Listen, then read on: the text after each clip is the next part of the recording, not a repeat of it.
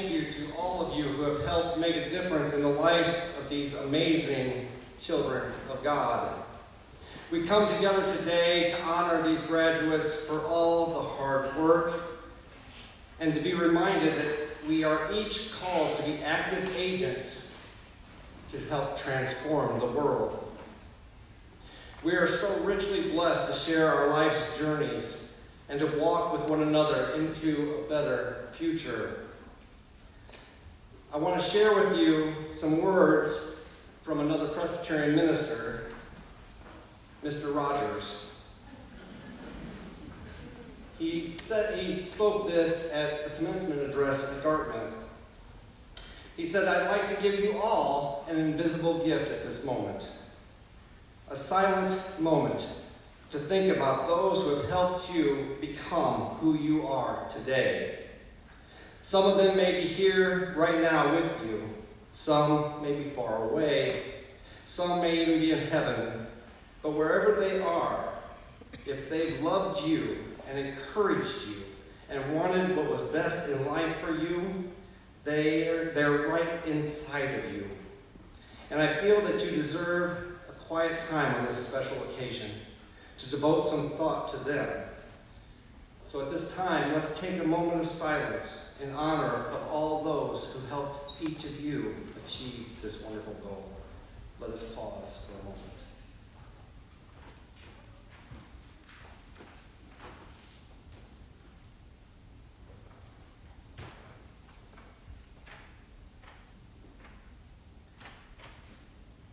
As we enter this service, it is important for us always to remember that not one of us has come from a place of isolation. We have all been blessed by being in community and connection with one another. At this time of celebration, may we remember the many acts of God's faithful love and the hope for what is possible. May we all come to this moment with an attitude of thanksgiving. Let us pray. Most loving God, to know you is to understand love in its purest form. Let us come to this time of worship with open hearts and minds to be transformed by your radiant grace, which is bestowed upon each and every one of us. You are a God of mercy. Allow us to become people of mercy. Open us to sing of your glory with joy and proclamation of your good news. Let your wisdom flow through each of us as we enter this time of worship together. Amen.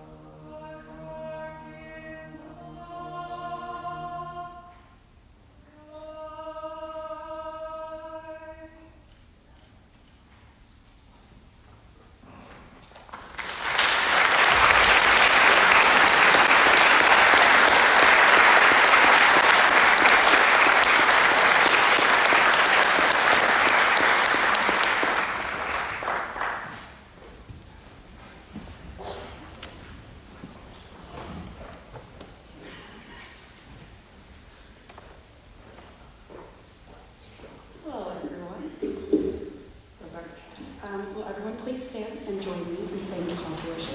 You guys can follow along in our pamphlets. Come God, walk with your people. You alone are our strength and glory, and we put our trust in you. Come God, come walk behind us, besides us, and before us. You alone are our shelter and direction, and we put our trust in you. Come God, come seek and find and put us right. You alone are our light and darkness, and we put our trust in you. Come God, we know you are near. The sound of your footsteps as us dancing helps us praise and worship you. Perfect. You guys can be seated. Oh, just kidding, actually. Just kidding. Don't listen to me. Please join in the singing of Be Thou My Vision.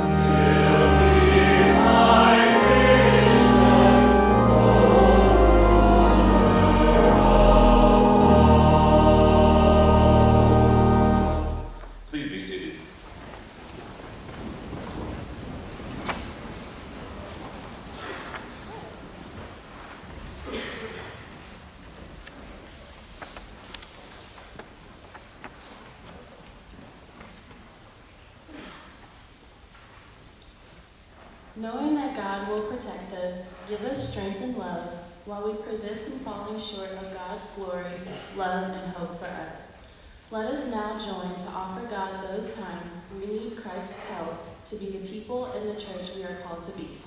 Please join me in the prayer of confession in unison. Dear God, the world is not as it should be. We witness acts of violence daily, and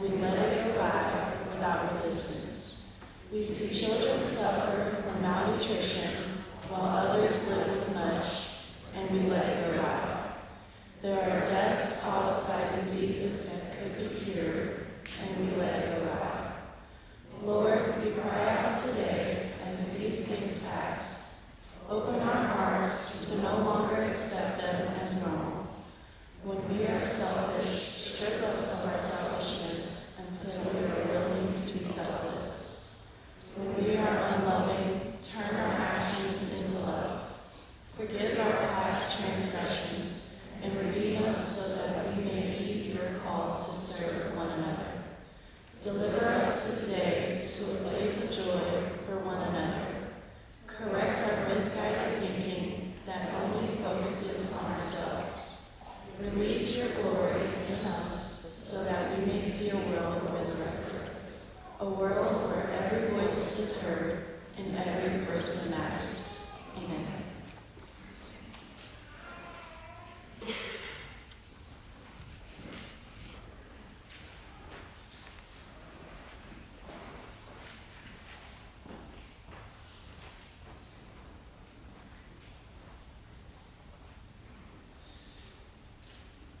When we allow God to touch us, our malicious melts away.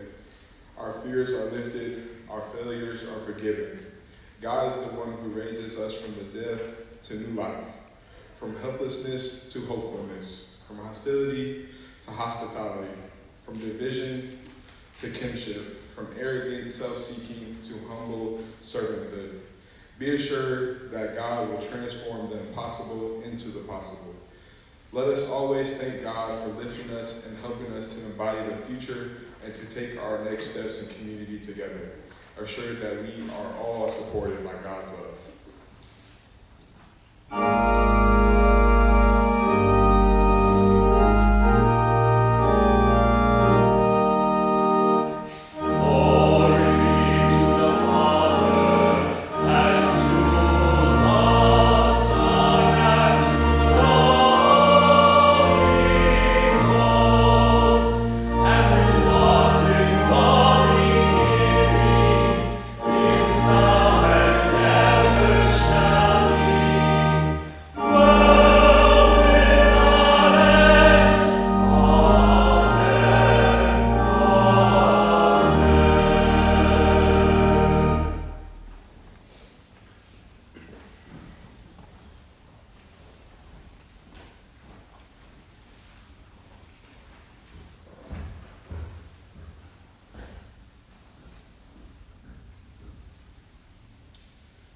Almighty God, allow us to listen with an openness to what you are calling us to hear. Help us to pause and reflect on the message and see with eyes that clearly look towards you for guidance. Let our vision align with you and illuminate our hearts and minds to become the people you call us to become. Amen. And now I'll read a short reading from the prophet Micah. O my people, what have I done to you? In what have I wearied you? Answer me. For I brought you up from the land of Egypt and redeemed you from the house of slavery. And I set before you Moses, Aaron, and Miriam. O my people, remember now what King Balak of Moab devised, and Balaam, son of Beor, answered him, and what happened from Shittim to Gilgal, that you may know the saving acts of the Lord. With what shall I come before the Lord and bow myself before God on high? Shall I come before him with burnt offerings, with calves a year old? Will the Lord be pleased with thousands of rams, with tens of thousands of rivers of oil? Shall I give my firstborn for my transgression, the fruit of my body for the sin of my soul? He has told you, O mortal, what is good, and what does the Lord require of you, but to do justice, and to love kindness, and to walk humbly with your God.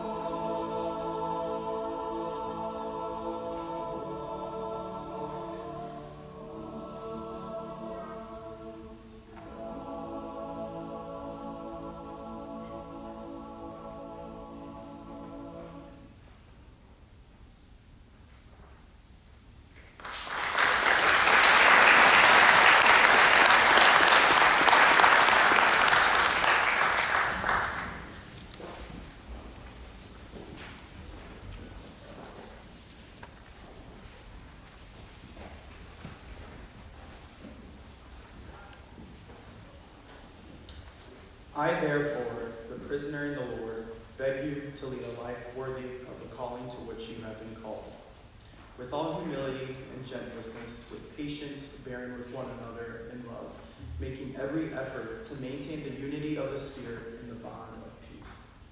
There is one body and one Spirit, just as you were called to the one hope of your calling, one Lord, one faith, one baptism, one God and Father of all, who is above all and through all and in all. But each of us was given grace according to the measure of Christ's gift. Therefore it is said, when we ascended on high, he made captivity itself a captive. He gave gifts to his people. The gifts he gave were some apostles, some prophets, some evangelists, some pastors, and teachers.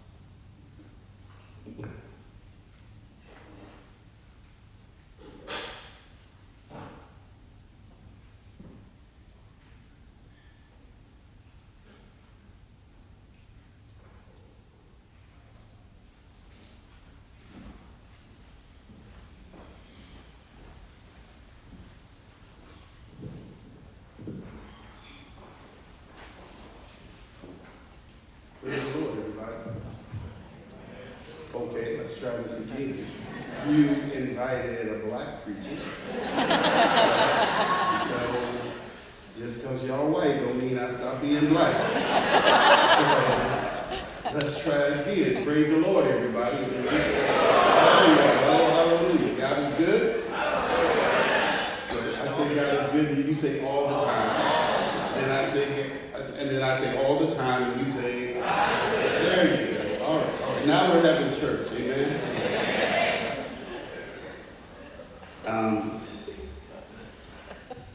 I don't see a clock on the wall. And once again, you've invited a black preacher who also happens to be a lawyer, and there's no clock on the wall. So I will try to govern myself appropriately. Amen? Amen. So I'm going to skip to the end at the beginning. What this message is really all about is that as you go out into the world, it's a lot easier to go to church than it is to be the church. Right? And I need you to have the heart and the courage to be the church. And in this current moment that we live in, where division abounds, and people aren't listening to each other, just shouting at each other from different sides of the aisle, like to be the church means to be the people who listen and hear everybody and find the solution that moves us forward to be who God's calling us to be. Amen? Amen. All right, but I can't stop there because they won't pay me. You've already read the scripture. I'm free, praise the Lord. I'm free, no longer bound, no more chains holding me. My soul is resting, it's such a blessing. Praise the Lord, hallelujah, I'm free. I love that song, especially when somebody else sings it. The problem is, though, in our faith tradition, we usually only sing that song at funerals, because even this, the greatest country in the history of the world, freedom can seem elusive. Nevertheless, what makes this country the greatest country in the history of the world, and I mean not just the greatest country in the world today, but the greatest in the history of the world, and it's not even close, is our relentless pursuit of elusive freedom for all. I hear people in red states and blue states and cities and suburbs and small towns say that this is the most divided time in the history of America. And I guess those people skipped history class. because we did fight a civil war, and for 4 years, 1 month, and 2 weeks, we fired muskets and cannons at each other. For 4 years, 1 month, and 2 weeks, we bloodied our brothers' bodies with bayonets. For 4 years, 1 month, and 2 weeks, we laid cities to waste. For 4 years, 1 month, and 2 weeks, we smoke rose, and when the smoke cleared, somewhere between 620,000 or 750,000 Americans lay dead. It literally cost us 2% of our nation's population at the time. And still freedom has eluded us. The problem was then and seems now that we struggle to define freedom. History teaches us that it was Abraham Lincoln who said, "The world has never had a good definition of the word freedom. And the American people just now are in much want of one." We all describe for liberty, we all declare for liberty, but in using the same word, we do not mean the same thing.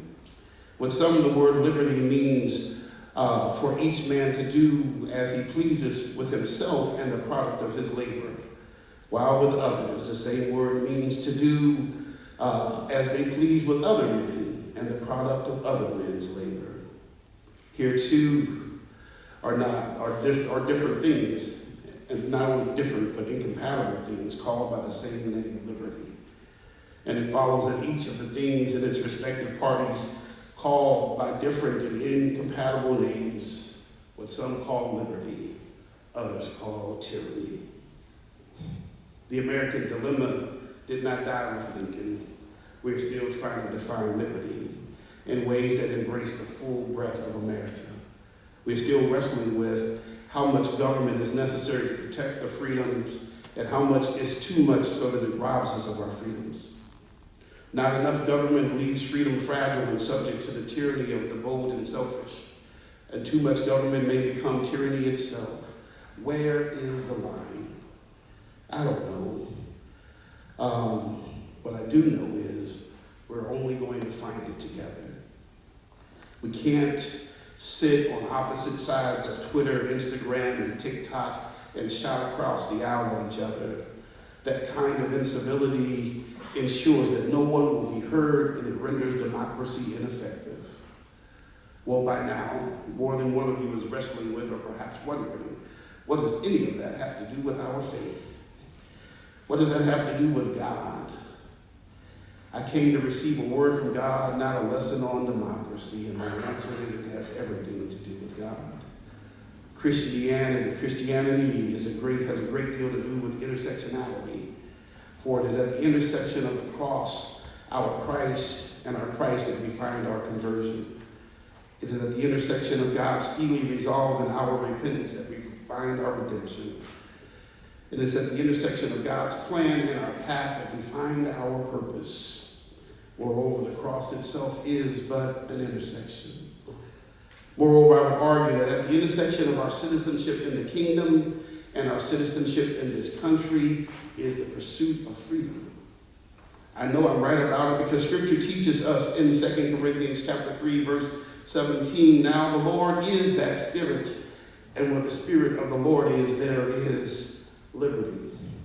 I know I'm right because Galatians 5 and 13 and 14 teaches us, for brethren, we have been called unto liberty. Only use not liberty for an occasion to the flesh, but by love serve one another. For all the laws fulfilled in one word, even in this, thou shalt love the Lord thy God as thyself. As citizens of the kingdom, we are called to freedom, and in our freedom we are called to love. In other words, our freedom comes with the responsibility to love our neighbors as ourselves. This calling is not a calling to a particular party or personality. It's a calling to Christ and his principles. It's a calling that has been echoed through the halls of history. It was a calling articulated by the Reverend Dr. Martin Luther King Jr. in his letter from a Birmingham jail, wherein King says, moreover, I am cognizant of the interrelatedness of all communities and states. I cannot sit idly by in Atlanta and not be concerned with what happens in Birmingham. Injustice anywhere is a threat to justice everywhere. We are caught in an inescapable network of mutuality, tied in a single garment of destiny. Whatever affects one directly affects all indirectly. It is a call of God, reverberating in the words penned by Isaiah in chapter 1, verse 17. Learn to do good, seek justice, correct oppression, bring justice to the fatherless, plead the widow's cause. It is a call rolling off the tongue of Amos around the 5th chapter and the 24th verse. But let justice roll down like water and righteousness like an ever-flowing stream. It is a call of God, echoed in the words of that minor yet great prophet Micah, who has provided our central text. What does the Lord require of thee? But to do justice, to love mercy, and to walk humbly before our God. It has everything to do with God. And thus it is the call I issue to you today as we transition to the next phase of your life. Do justice, love mercy, and walk humbly before your God. The question then becomes, what does that look like in our contemporary context? In order to understand that, we need to understand a little bit more about what Micah is dealing with. Micah is living in a time where there's great economic tension between the rich and the poor. Sound familiar? You know, the haves keep getting and the have-nots keep not having. The landlords are dispossessing people of their land. If you know, we are in an epidemic of evictions right now in this country. It's very similar to what Mike is dealing with. He's dealing with leadership that is corrupt. And he's talking about the leaders of the house, the leaders, the priests, and the prophets. All of them are crooked. Oppressors of the house. And people are struggling, and justice is being perverted by judges who cannot be trusted. Just what Mike is dealing with. And God reminds the people that he delivers them. And in that context, God reminds the people, look, I delivered you. You were in slavery. You were in bondage. And now that you've been set free, you've created bondage of your own. And for your own people. And then the people repent and they say, oh God, I'm sorry, we didn't realize what was happening. How can we be redeemed? Shall we offer you sacrifices? What ritual can we perform, God, to make you forgive us and accept us again? God, we're sorry. What ritual do you want? Do you want us to kill some goats or some calves? Or what do you want us to sacrifice? Should we sacrifice our kids? What he says in the text. What do we sacrifice? What do you want? God says, I told you what is good. I don't want your ritual. I don't want your sacrifice. I want you to do justice, to love mercy, and walk humbly before your God. So what does that look like? To do justice is to extend to all citizens equal protection, equal access, and equal accountability under the law. And citizenship in the kingdom and in our country requires that we pursue and do justice no matter how elusive it may seem. It requires that we sit still in the tension of our civil discord and we listen more than we talk. It requires that we stop putting profit over people and stop putting party over principles and keep moving forward. There are those who would tell us our best days are behind us and where we go from here should be to a long gone, over-romanticized past where men are men and women and children stay in their place. And I'll tell you first and foremost, that's not romantic. And second, God has never called us and never called his people to the past. In fact, the past is the only place in the world where you have no power. God's always calling us forward.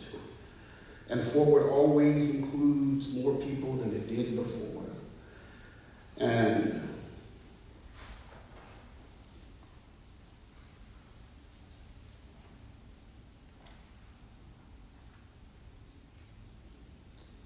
try this again.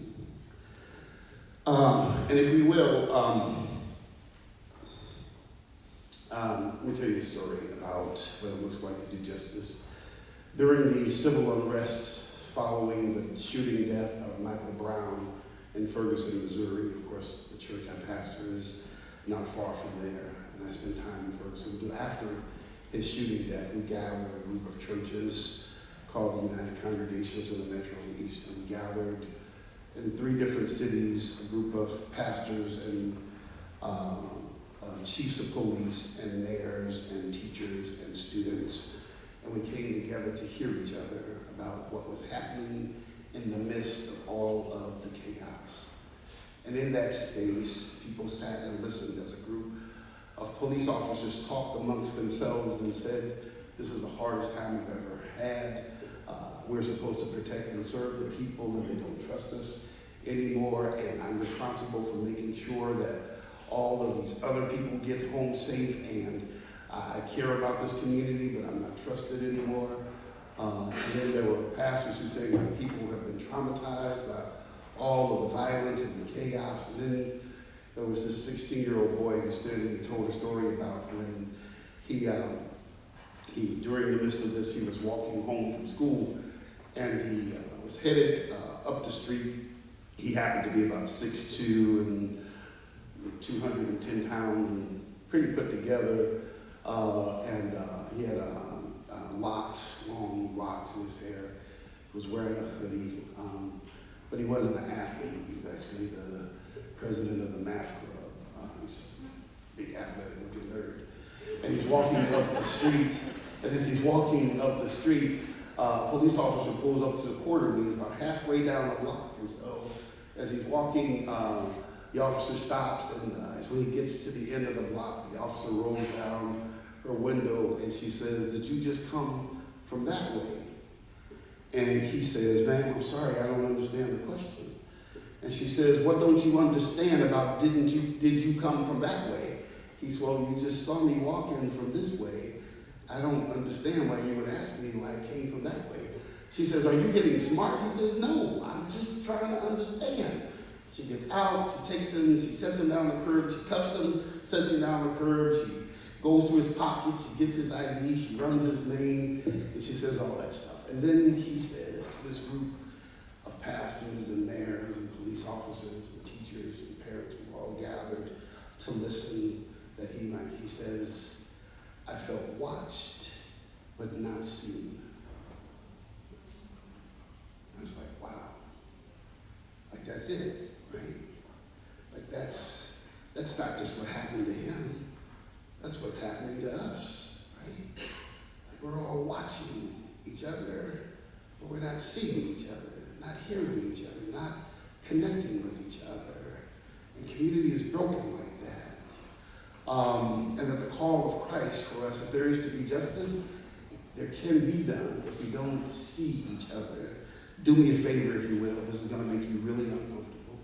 But turn to somebody who you did not ride with and lock eyes with them and hold their gaze for like 5 seconds. Do me a favor. Go ahead. Do it. And then, now tell them, I see you. Now tell them, I see you.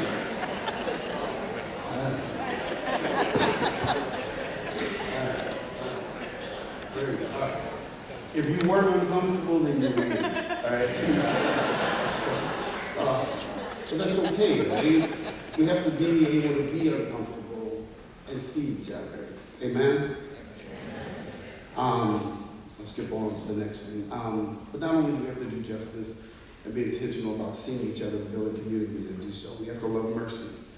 And to understand what it means to love mercy, we have to understand this little Hebrew word called chesed. Right? You got to say it like that too, chesed. And what it means, it's hard to kind of translate into English. It's translated sometimes mercy, but what it literally means is when you, I have it written some point. It is redemptive and loving kindness without expectation of anything in return. Right? It's redemptive and loving kindness without expectation of anything in return. One of the scholars says Hesed is when you are in big trouble and something really bad is going to happen to you, and there is no one or person or institution that can help you, and there's only one person or institution that can help you, and they really have no reason to help you because you have nothing to give them in return. and they do it anyway. That's Hesed, right? That's what beloved community is. What God's saying here in this text is, look, as you vote, what's more important than your self-interest is community interest. And just because you don't have kids in the school doesn't mean we shouldn't raise taxes for the schools for the kids that aren't yours. Because if they don't have a job when they graduate, or a chance to go to college when they graduate, they're going to find a way to make some money. Amen or out. People who we don't make room for in our economy create a separate economy. And that economy usually impacts us negatively. Hesed is being kind to people even though you don't have to. Hesed is what happens when you vote for tax increases for schools and you don't have children. It's when you run for the school board and you fight for the rights of other people's children, even though none of them are yours. Hesed is what happens every day at St. Peter and St. Paul Church in Soulard in St. Louis. I had an occasion last Monday. I work for Webster University, and Webster's has the Monday after the 11th, which is weird, is the Monday that we go to St. Peter and St. Paul. And every night they serve dinner to people who are homeless or just need a meal. It's a great system and everything's there, and a lot of people are well known. You see all these little women feeding these people who we otherwise seem scared of on the streets, right?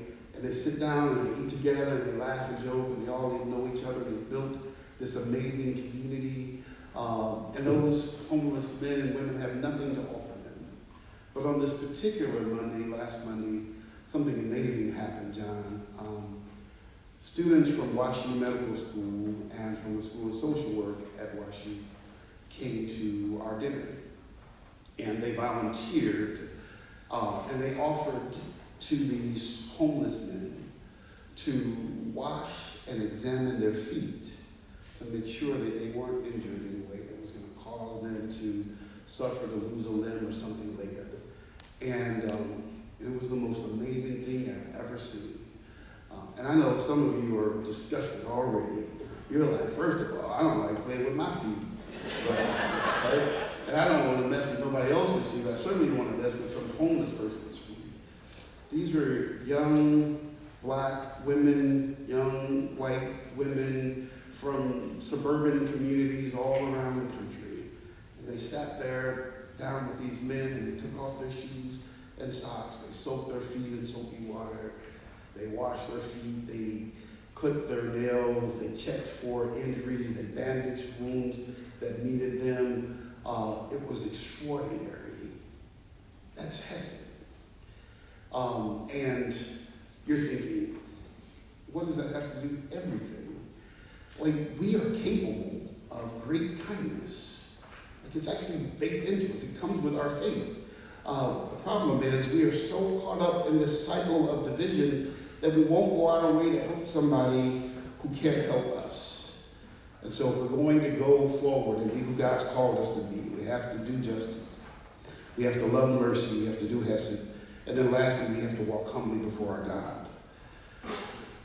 I think there's a certain hubris in assuming that you're always right.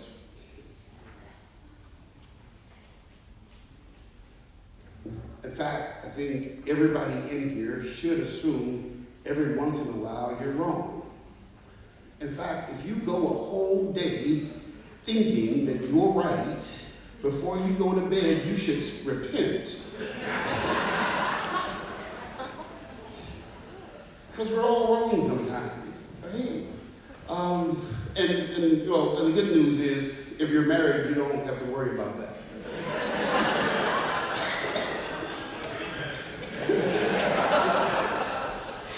Somebody else will remind me. But if you're on social media with an algorithm that only connects you to people who think like you think, you might forget that you're not always right.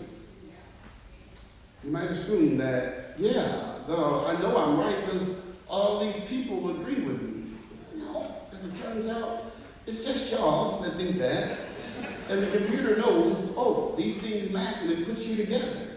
But it doesn't mean you're right. In fact, you just don't see the comments and the thoughts from the people who think differently. And that is really dangerous.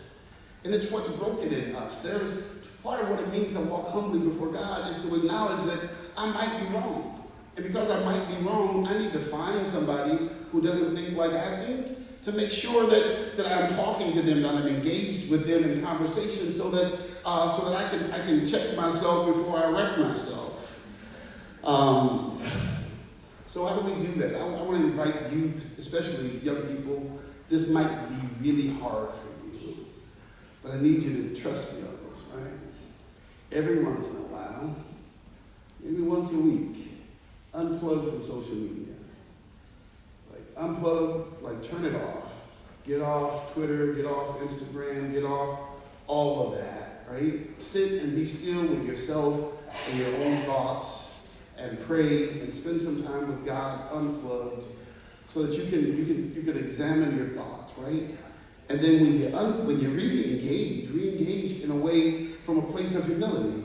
Re-engage remembering that in fact, not only were you not always right, you weren't always saved.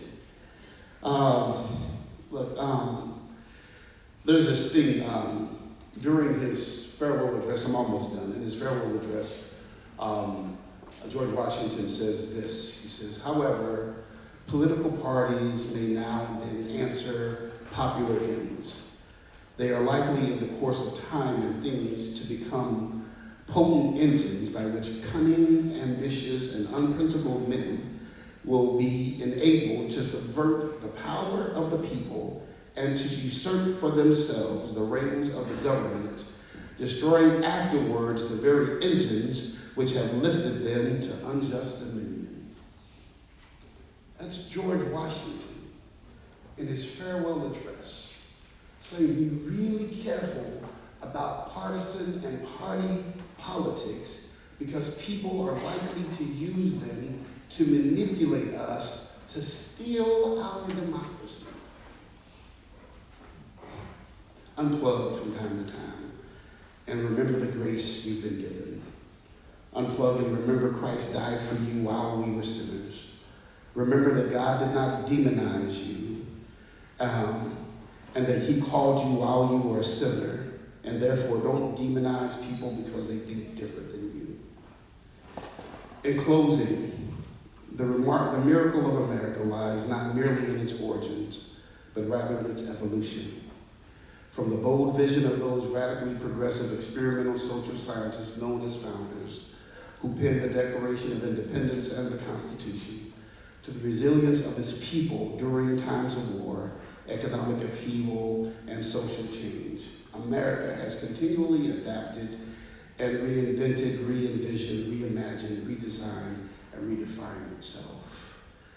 And in this present moment, I have every reason to believe that we can do that again, because I have seen the face of God. I saw his face in those mayors, in those police chiefs, in those pastors, in those students, and in those teachers who gathered to hear and see each other. I see it in the students' organization that was organized and built after that. I see it in the community policing model that we built after that. I saw it in the eyes of strangers at St. Peter's and St. Paul's, and I see it in your eyes. Let us walk worthy. Let us do justly. Let us love mercy and walk humbly before our God. Amen.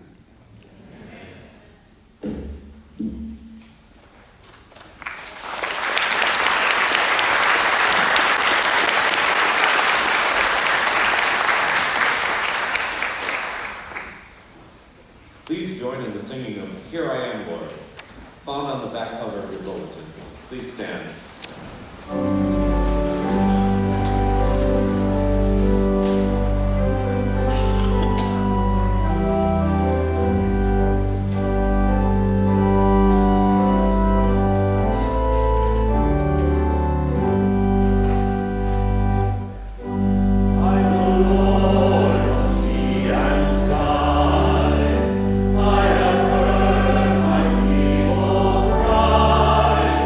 All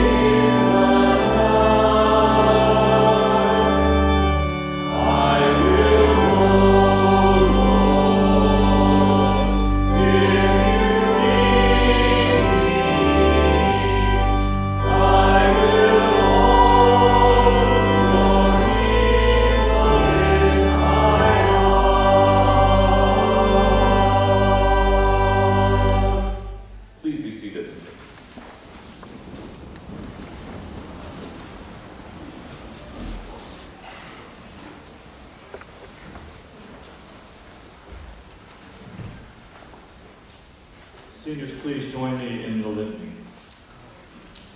For the joy of this day, the lessons which we have learned and the ways in which we have grown. For the diverse roads and challenges open to us as we face the future. For the knowledge that you love us and are always present for us. For the nation, which provides stability and still allows us room to move and grow. For everyone who has encouraged us and stood by us. For the opportunities that are and will be ours to help other human beings live and grow. In this world where the wise differ and the good disagree, and saints divide over what is best.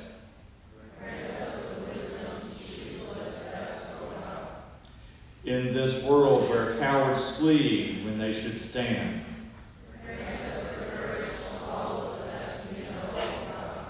In this world where there is public cynicism and private despair.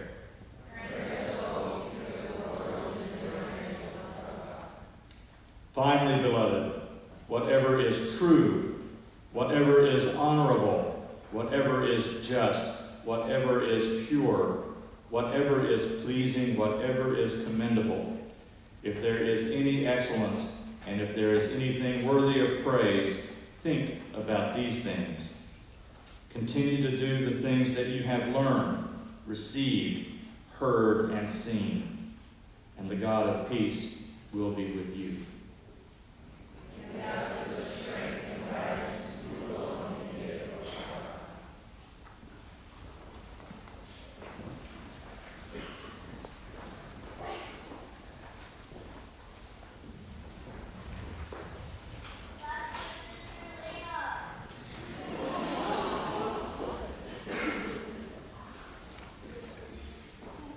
As we gather here today to celebrate the achievements of the senior class of Monmouth College, let us bow our heads in prayer. Heavenly Father, we thank you for this joyous occasion and for bringing us together to honor the hard work and dedication of these graduating seniors. We ask for your blessings upon them as they embark on this new chapter of their lives. We pray that you guide their steps and grant them wisdom as they pursue their dreams and aspirations. Grant them the resilience to overcome obstacles and the compassion to uplift those in need. May they always remember the lessons learned here at Monmouth College and carry them forward with grace and humility. We ask for your strength and courage to take on whatever challenges may lie ahead, knowing that with you, all things are possible. May they be a light unto the world, spreading love, compassion, and kindness wherever they go. Bless their families and loved ones who have supported them on this journey. Bless them with joy and pride as they witness this milestone in their loved ones' lives. And bless the faculty and staff who have dedicated themselves to their education.